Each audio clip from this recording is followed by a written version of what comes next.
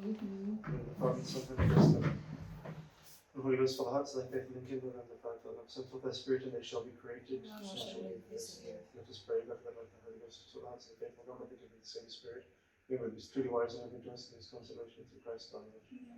O Mary, full of grace, the Lord is with thee. Blessed art thou amongst women, and blessed is the fruit of thy womb, Jesus. Holy Mary, Mother of God, pray for us sinners now and at the hour of our death. Amen. Pius X, Pray for us. St. Thomas. Pray for us. Okay, so here we are back again. It's been a couple of weeks since our last Catechism class. We're still plodding through our beautiful tract on charity, and we have spoken about the nature of charity as divine friendship. We have spoken about the formal object of charity. We love God and we love all things for the sake of God. Charity is a friendship of God, first of all, and all the nature has the whole nature of friendship. And then that we talked about the subjects of charity, who can have charity. So not the damned, a man capable of heaven, but particularly those who have received justification and never lost it. And now we have to talk about the objects of charity. Remember, subject is the thing that it is in, object is the thing that falls under it. So the thing that charity goes to work on. And there are two ways of looking at an object. So, in other words, the subject of charity is the who, the person who has charity, the person where the charity is, the thing that the charity is in. The object of the charity is the one who is loved by charity, the thing that is loved by charity. And there are different sorts of objects that you'll find in Thomistic language. There's what we call the formal object, which is the actual thing, the point of view from which something is loved, in this case. So the formal object of charity. So remember, just like we said with the eye is a power. The sense of sight is a power. And you can see all sorts of things with the sense of sight. You can see tables and trees and cats and dogs and snakes. But what makes it the sense of sight? You see all of those things as colored. If there were no colors in the world and everything was just black, you would be able to see anything. So the formal object of sight is color, right? There are lots of different material objects. There are things that you can see. I can see a cat, I can see a dog, I can see a tree, but I see them as colored. That's the formal object. It's the precise point of view from which our power views something. Yeah? And so what's the precise point of view from which things are loved in charity? I think you've already seen this. Just like the eye grasps something because of its color, we love things because of the love of God. Because of the love. We love things as referred to God. And that's the reason for the unity of charity. Why is charity not two virtues or three virtues when I have to love my father, my family, my country, the saints in heaven, and God? Why aren't there five virtues? Because there's one formal object. I love all of those things for God. And if they become impossible to love for God, by, for example, losing their salvation definitively and going to hell, I can no longer love them with the love of charity. They don't fall under the formal object of that virtue anymore, of that power anymore. So, then, that's what we say. God then is loved for himself, and all other things are loved for God.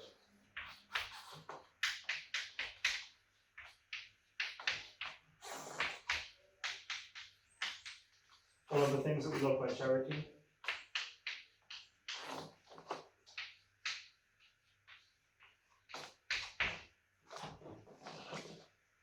Right, So that's the formal object of charity. What is the material object of charity? In other words, what are the things themselves that we can love by charity? What does it actually fall on? What is the matter that charity goes to work with? What are the things that we actually love by charity? We know this is like the motive for our loving them. We love them because of the love of God, because they referred to the love of God. Just as when you have a friendship, you love the things that your friend loves. So you love, in a perfect friendship, you don't say, I like you, but I hate all of your friends and all of your family, and I hate your taste in food, and I hate your taste in books, and I hate your taste in movies. It's not a perfect friendship right there. It's in the same way, in a perfect friendship with God, we love him and we love the things that he loves for the sake of our love of him. Yes? What are those things? That's the material object. And this is the quote. This commandment we have from him, that he who loves God should love his brother also. 1 John 4:21. So in other words, the love we have for God is to extend beyond God. Again, we said that doesn't indicate a division in charity. Charity is one virtue because it has one formal object. And some of my students will remember this sort of thing. That formal object is what specifies. Why is there one sense of sight? Because why is sight not the same as hearing? I see a cat and I hear a cat. So why isn't sight just the same as hearing? Because they both have the same object. Well, because I see it precisely as colored, one formal object, and I hear it precisely as sound emitting, even though it's the same cat. So it's not the material objects that make something what it is, it's the actual point of view that it approaches its objects. It's a bit of philosophy there. So, and it goes the same. If there's only one formal object, then no matter how many different sorts of things we love by the love of charity, it's just still one virtue, by which we love God and our neighbor for the sake of it. So, what are the objects that we love with a love of charity? 4 principal objects that we love for the sake of God. Well, the first one is God. It's not really for the sake of God, but then the second one, ourselves. The third one, our neighbors.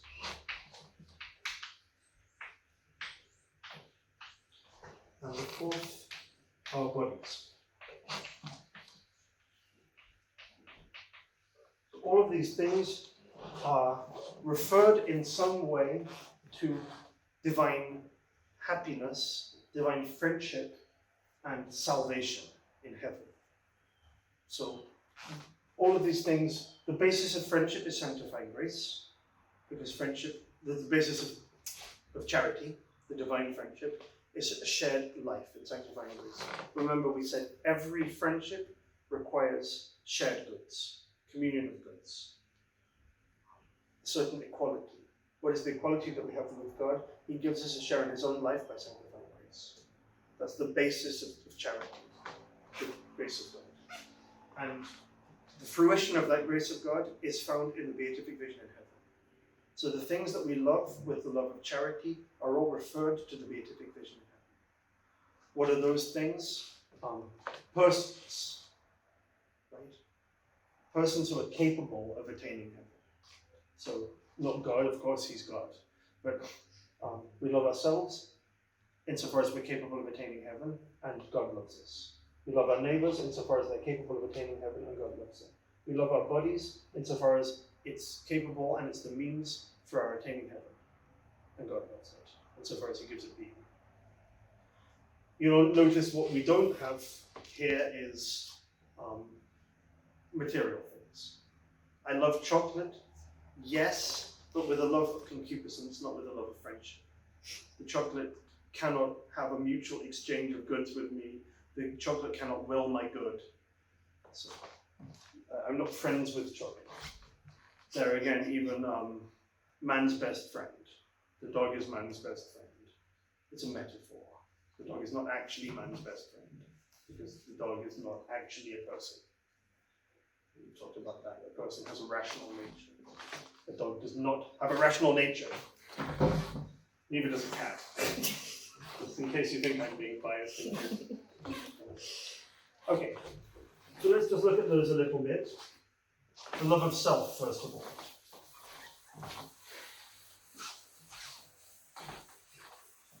If you want a more detailed discussion of this, you would read Joseph Pieper's book, Faith, Hope, Love.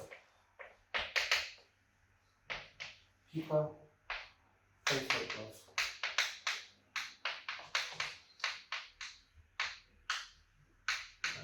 He discusses in great philosophical detail, it's an interesting discussion, erudite and intelligent, all of these sorts of things, how the love of God, love of self is foundational in a certain way. Obviously, we've talked about the love of God for his own sake. So, in fact, the love of self is the measure of our love for others.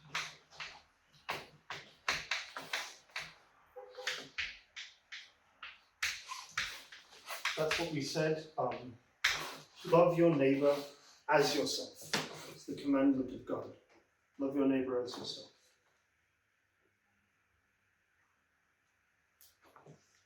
So, charity is a friendship that unites us to another person outside of ourselves. We even said, by friendship, your friend is a second self. Your friend is a second self with whom you share all goods and to whom you wish good. But the union of yourself with yourself is more profound than that. The union of yourself with yourself is the most perfect union because of identity. So,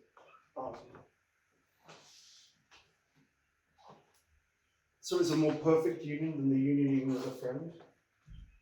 We're not strictly friends with ourselves, because friendship is usually with another.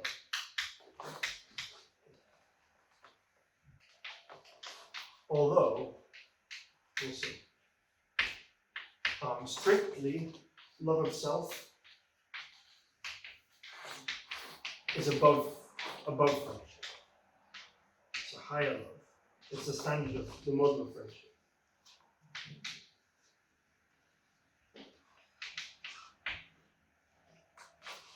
It's the form of friendship is unique.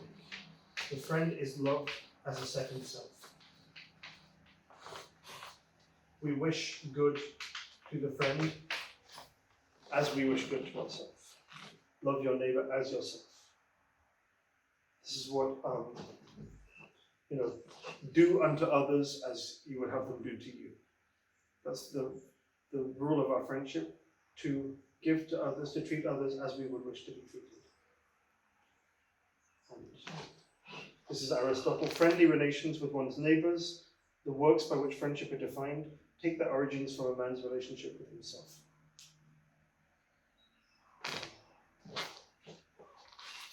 This is not always easy for us. So this is not, this is the theory. This is the theory. And in reality, it gets very complicated. For many different reasons, and some of them are beyond the scope of a catechism, let's say. So, but I wonder how many there are who consider that the love of self is pretty just obvious. I think at some level, for many of us, we have difficulties there, for a number of reasons. Whether or not, I think I've talked about it before, somebody's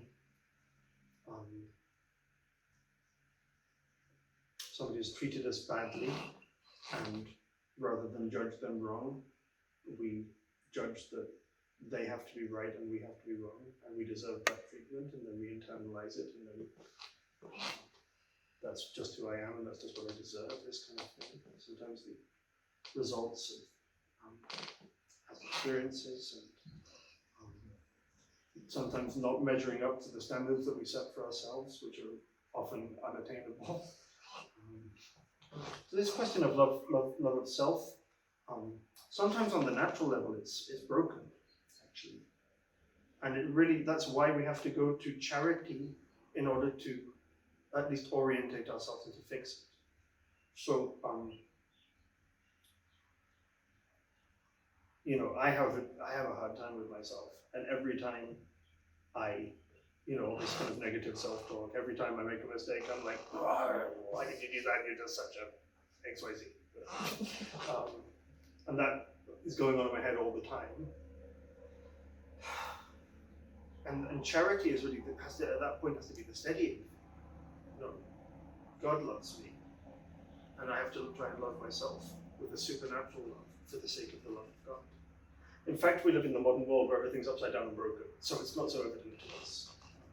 I don't know if we had this problem in the past, but it's not uncommon now. So, I have difficulties with self-love on the natural level. So, really, the reference point for love of charity is we love ourselves as belonging to God.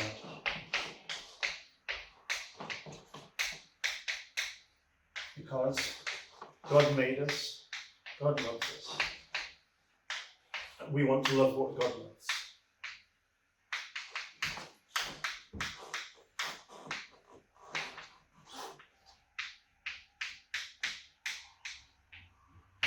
And sometimes that's a sustained effort against our instincts. But that's it. God, thou hast made all things, thou lovest all things that thou hast made, thou hatest none of the things that thou hast made. How could they endure if thou did not love them? God preserves us in being by his will. And his will, the proper effect of his will, the proper action of his will is to live. So, the fact that we exist is proof that we are loved continually and now by God. And that's really it. We have to make that effort to fight against those negative self-talk and all of this stuff. I know it sounds like psychobabble, but it's real. It's real. It's at least real for some people. It's not real for you. Congratulations. To fight against that, we love what God is. We try to bring things back into order, and God is the standard of the true order. The modern world is disordered and has thrown us into disorder just by being born into it. And God is the source of the true order. So we have to look up higher. Sometimes, yes, it does involve looking at the mechanics and the nuts and bolts of actually how did this happen on the natural level as well. But the principle is here. Love what God wants. So, in that sense, we can love ourselves as friends. We love ourselves with a love of friendship.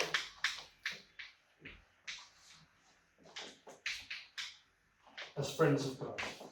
And therefore we're friends of ourselves in a certain way. Because we're not considering ourselves just as identical with ourselves, we're considering ourselves in reference to God. I love God and I love his friends, and I am one of those friends. Here we are, the love of self. And of course there's an order even within the love of self. It would be a complete disorder to love what is purely material, what is a good of the sense level, above what is spiritual, what is supernatural. That would be a disordered love of self. The love of self, you always wish to yourself the good, the highest good. So, St. Augustine asked that question, does the sinner love himself? In a certain way, he loves himself too much, because he wants to reward himself with sinful pleasures. But in a certain self, he doesn't love himself enough, because he doesn't wish for himself the highest good. So does the sinner love himself? Yes and no. But more no than yes. So,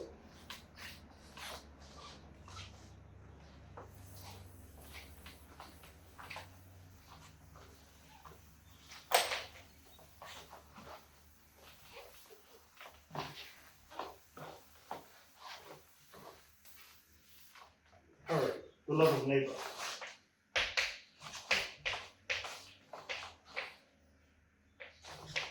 Remember, who is my neighbor?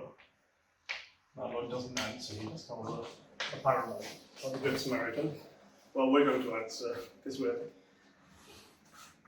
doing a catechism class.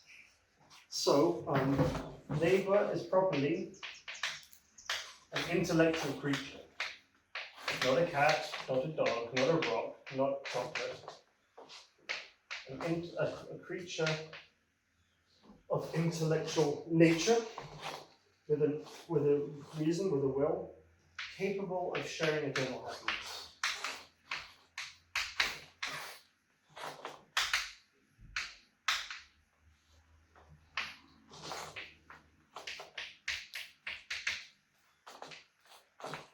So, therefore, all men, all angels, but not the damned.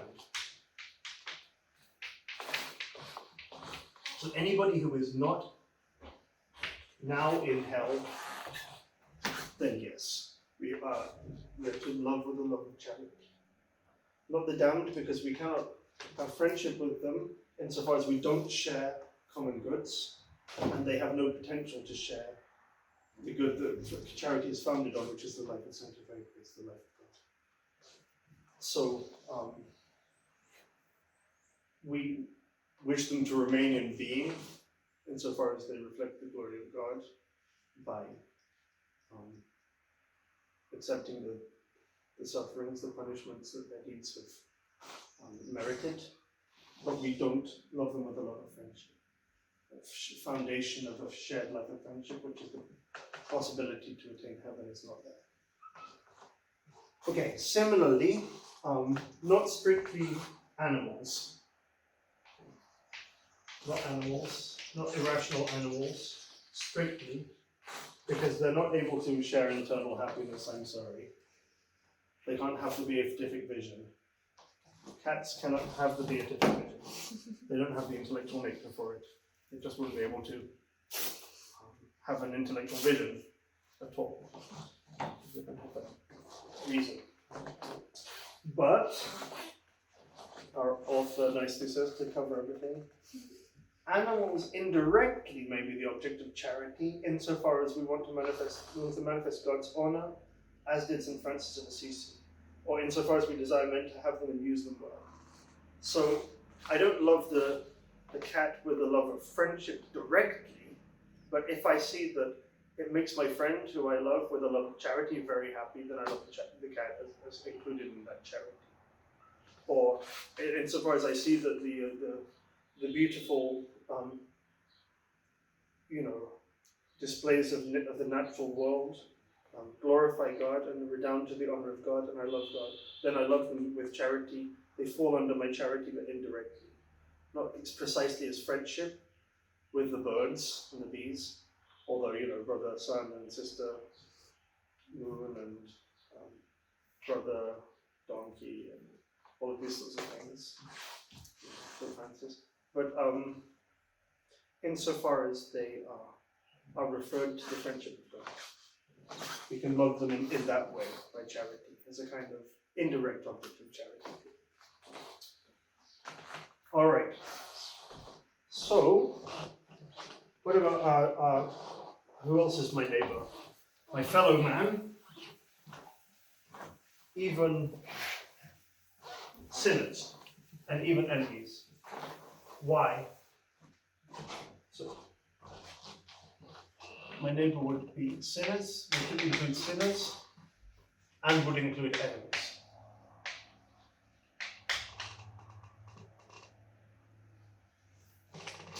Okay, why? The sinner does not have the life of sanctifying grace right now, but he's capable of it. And that's what St. Augustine says. If you were to hate a sinner, you wouldn't know if you'd be hating somebody who would one day be your brother in heaven. You don't know. So we don't have the right to make that judgment. God's mercy. God's mercy can do anything. So we love this soul, because he is capable of God. Capax Dei. Because he's capable of beatitude. Okay, what does it mean to love a sinner? Not to want for himself what he wants for himself, which is disordered pleasures, which are drawing him away from his last end. You do see that in the modern world a lot. You know, if you are my friend, you will be happy for me that I am X, Y, Z. The sinful thing. It's like, it's naturalism. You know, abstracting, absolute, pretending there's no moral law, pretending that there's no last good of man, pretending that there's no way to get to the last good of man. If you loved me, you know, this sort of thing. If you loved me, you would be happy that, you know, I've found the man I love. Yeah, but he's been divorced 3 times, and you've been divorced 3 times, and you're both men. The problem's here. It's not, yeah, whatever. Doesn't matter. The example doesn't matter. But, sometimes there's something that's not, it's not an objective good for the person. It's a disorder. And they're trying to look for their happiness there, but in a way that won't get them to their ultimate happiness. And so charity is to love, to will the good for the other, and ultimately to will the supernatural good for the other, the highest good for the other. If we will any lower goods for somebody, it's in order to the highest good. But to will a lower good for somebody which is against the order to the higher good, to will their sin, is against charity. But we see this all the time, and especially with those who don't have the faith. How many of us have been in painful situations with family members, with the marriages of family members, particularly painful? Everybody on the world is happy for this couple who is getting married, and the marriage is to be invalid. And the Catholic party is, because you know we can, in charity, you can never assist at the invalid marriage of anybody, because it's not a marriage. It's not a marriage in the eyes of God, which means that they're entering into a state of concubinage. So,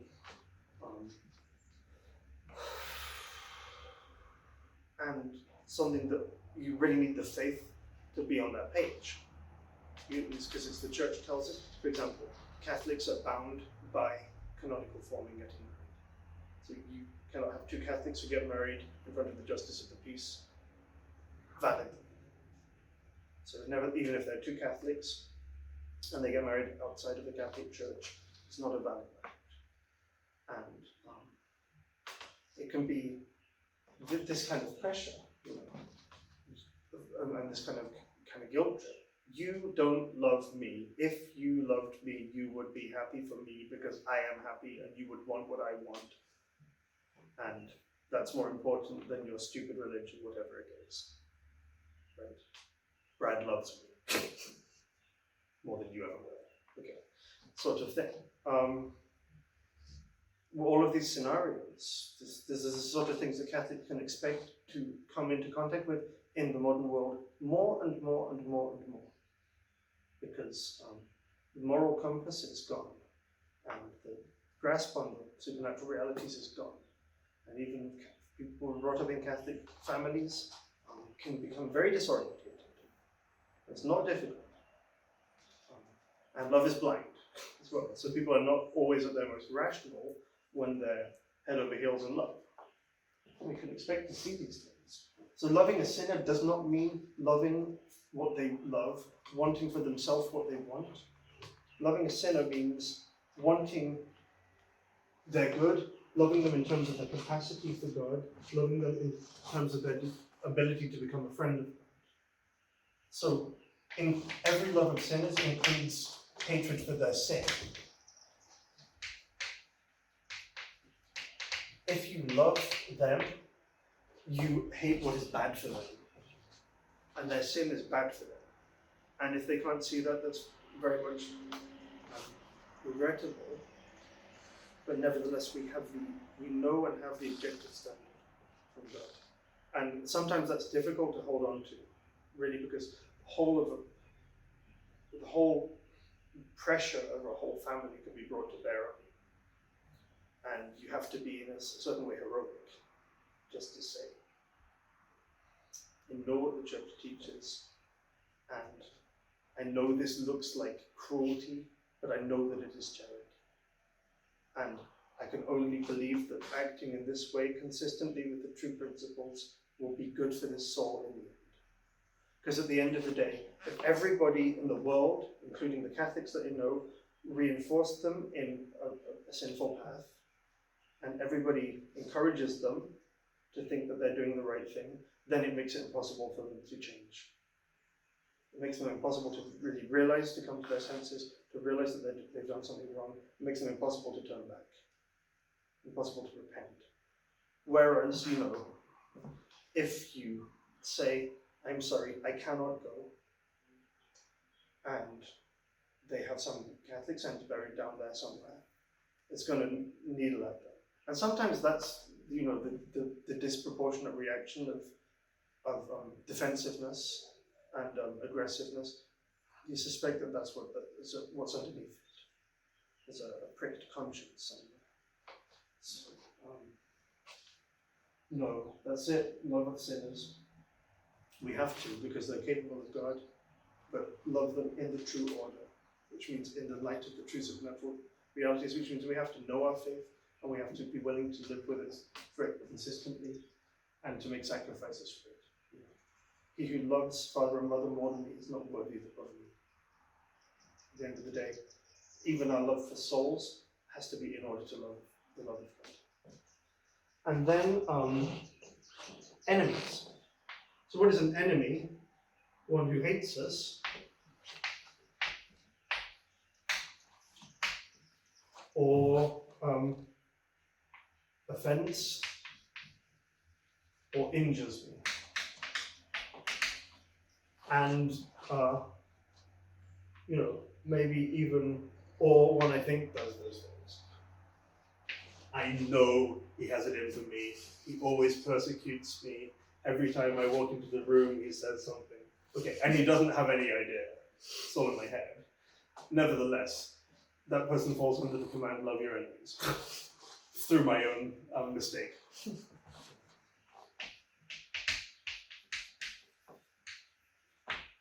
All right. So, an enemy is either somebody with malice in their will, in other words, somebody in evil, or somebody who I think is in a state of evil. So again, you don't love your enemy as enemy. You don't love your enemy as evil. You love your enemy as one loved by God, either a child of God by baptism, or capable of becoming a child of God by baptism, by charity, and into eternal life. So all of these things are referred to God. Charity has to be expressed into action. So what's the rule of action when it comes to my enemies? As remember we said, charity is an act of the will. So you do not, we're commanded to love somebody, we're not commanded to like them. You may never like them, that's okay. I mean, sometimes the great saints, they really put their whole heart and their soul into willing the good of another, and they came to like them even with their emotions. They came to take pleasure in that person's company. As the story about St. Therese, right? The crotchety old nun who nobody could bear. Who St. Therese had to push her, who made it a special goal to push her around and help her to eat in her chair and all of these things. And this just crotchety old nun, and she said, I always say for her my best smile, a special smile, to flash to this, show to this sister, this old sister who's never happy and nothing's ever good enough for her, and everybody's always wrong, and she's irascible and carping and complaining and quarreling and petty. And St. Therese made this special effort to really give her her best in a pure charity, because she's probably squirming inside. And after she did it so well, such a good actress, that the sister said to her after about 6 months, have no idea why it is that you like me so much. As if it was some natural attraction that St. Therese saw that had drawn her to this sister to help her. This went all this time. So St. Therese was a consummate actress. But she said in the end, by showing charity to this soul, that she was received the grace to actually like her. That's something quite unique and rare and special and beautiful. It's not always going to be like that, and it doesn't have to be like that. Sometimes you're just like, I can't stand that person, and when they walk into the room, everything in me bristles, but still, I will make an act of will to practice charity, to will the good for this person. And what's the bottom line as far as love of enemy? We cannot exclude them from signs of friendship that would be common.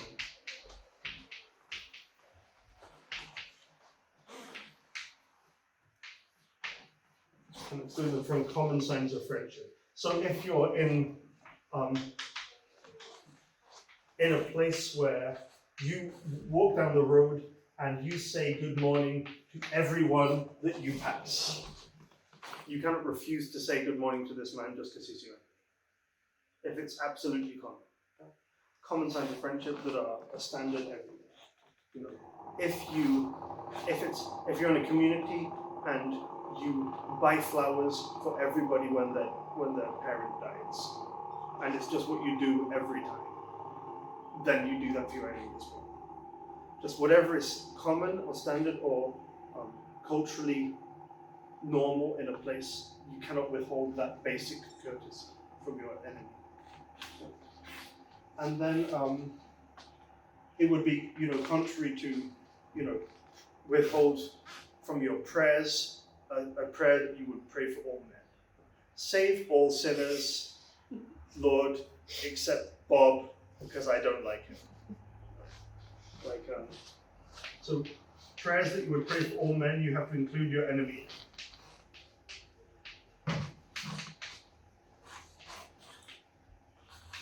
It was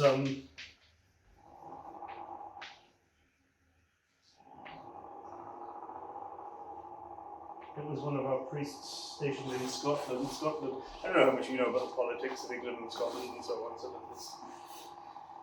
So Scotland is technically inside the United Kingdom, which means that they technically have the same monarch as the English, and they rather wish they didn't in many cases. And in England, at the end of High Mass on Sunday, you have this prayer, Domine salvam fac reginam nostram Elizabeth, prayer for the Queen, right? Lord, save thy servant Queen Elizabeth, and so on. Of course, the royal family are not Catholic and have not been for many a moon, and the Scottish don't really want them to be there anyway. So there was the custom in a certain chapel in Scotland of one man just leaving the chapel when the prayer for the Queen came. Okay. And no doubt in a display of national sentiment. And I remember one of the English priests, I think Father Clifton or somebody, explaining to me very measuredly, I had to explain to him that it's not very charitable to refuse to pray for people. Yeah, I mean, common signs of prayers that you would give to any man. I don't know if that's the best example of that, but I think the first example, save all sinners, God, but not Bob. We can't do that. And then, in extreme necessity, you've got to be willing to help. So, if he's,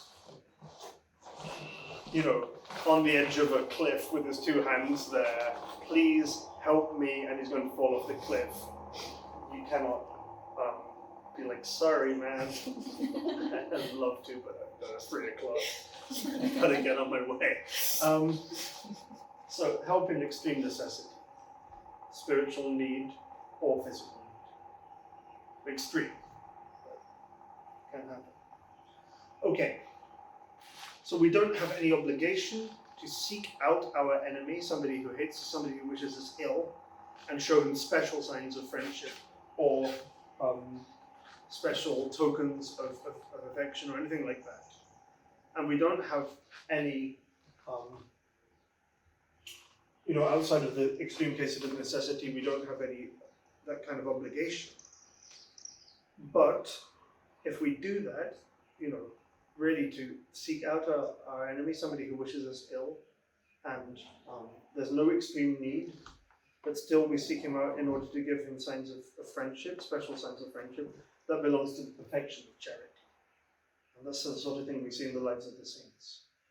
Really seeking to do good to somebody who wishes us ill.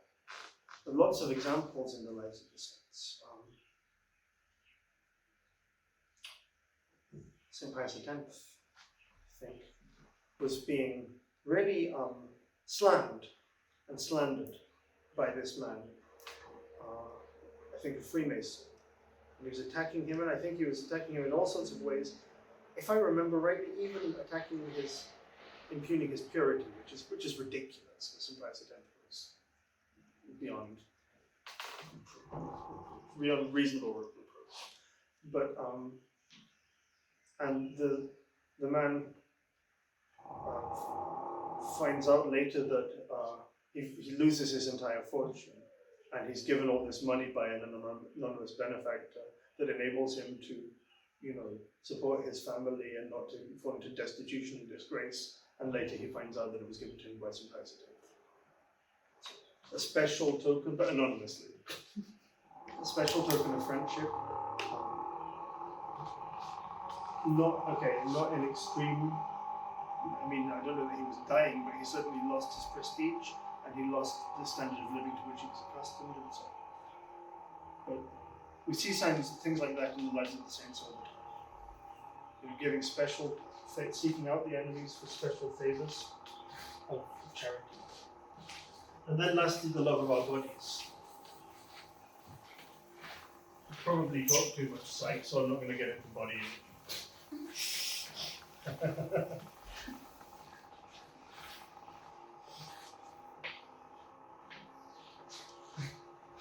Love of our bodies, because they're what God has given us to go to heaven. Your body is. Is there somebody mowing the lawn or something? I don't know what it is. It's very hot in here, so we open the windows to not boil or broil. But then the mower came, or whatever it is. So now I suppose we'll have to broil in charity. Love of our bodies. Our bodies are the legitimate objects of charity. What does St. Paul say? Romans 6:13. Present yourself to God as those who have come to life from the dead, and your members as weapons of the justice of God. Members as weapons for justice. So that means your body. The members of your body are weapons of justice at the service of God. You love your body as a means to serve God. So, and that's the real thing, to preserve the body in good health in order to use it as a means to serve God.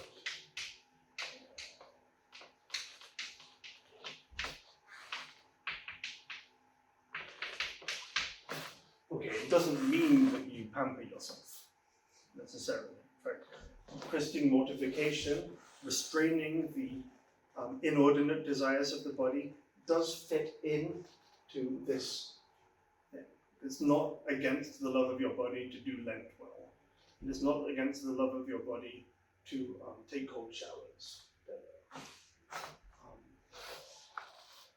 But it is against the love of your body to mistreat it so badly that you are unable to do the work that God has given you.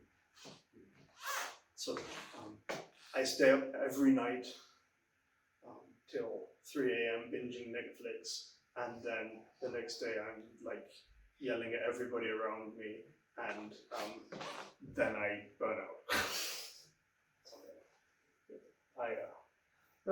There's a basic self-care that is commanded even in charity. told you I won't get too psych, but at least that much. So the world worships the body. The world, the body is the body beautiful, beach body, all of those sorts of things. It's not that. It's just a means. Of course, the soul is higher than the body. But we love our body for the sake of God, and we give it reasonable care for the sake of God. Some of the saints did extraordinary things, of course, as you know.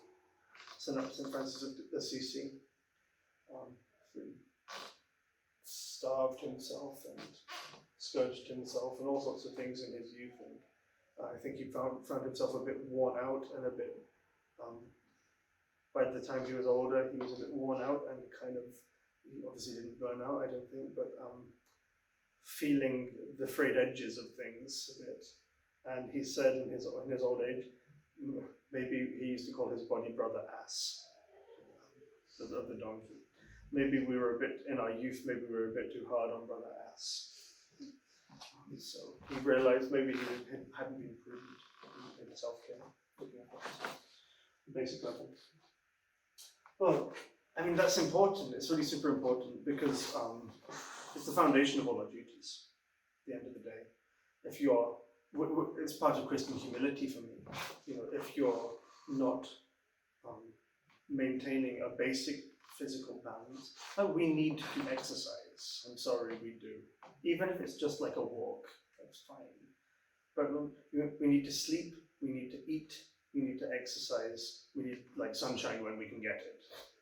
All of these things are pretty foundational. Let's not go up to the supernatural, super high spiritual angelic plane. Like, Father, I really need to work on patience because I'm just so impatient. Oh yeah? Like, have you been sleeping? Have you been eating?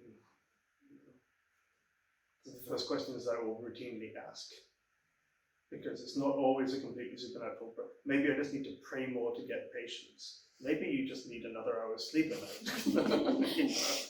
Like the convent where St. Teresa of Avila was there. All the sisters were like at each other's throats, and they like called in the exorcist, like, what's going on in this convent? And he said, okay, an extra hour of sleep for everybody, and no all-night vigils without the superior's permission, and no more fasting, and you have food state. I don't know what it was, but that wasn't exactly the story. But and then in 2 weeks, it's a marvel how much charity has revived in this community. So it's kind of foundational, that basic care of the body, even for our duties. And Archbishop Lefebvre was insistent on that, for the role of seminarians. In these days, this is Archbishop Lefebvre, so he's of an older generation for sure. In these days of nervous tension, it seems more than especially necessary that the seminarians get 7 to 8 hours of sleep a night. Don't skip. So that's what we were told in the seminary. So in the seminary, it was 10 o'clock, lights out. Everything off. Lights out, no books, no iPods, no screens. Of course, we didn't have those things. Nothing. And then you wake up when the bell goes at 6 o'clock. And if you wake up and you do anything other, if you happen to wake up early with permission, then it's silent. You don't take showers before 6 a.m. So 10 till 6, just completely locked down. And if you turn off your lights at 10:03, then you present yourself to the rector the next day. Father, I missed the lights out. I just turned my lights off a few minutes later. So that was the seminary. So that's what Archbishop Lefebvre wanted. Okay, how long did we get of our class? Is that sufficient for one little class there? Try not to overdo it, and then we can go to conference. So, and then we'll come back next time to the Order of Charity, about which I've discovered there are some discussions. So one of the thrilling discussions that you can wait for next time is this question: are you obliged to love your children more than your parents? Think about it. We'll see. Father, the Son, Holy Ghost, amen. Glory be to the Father, and to the Son, and to the Holy Ghost. God bless you.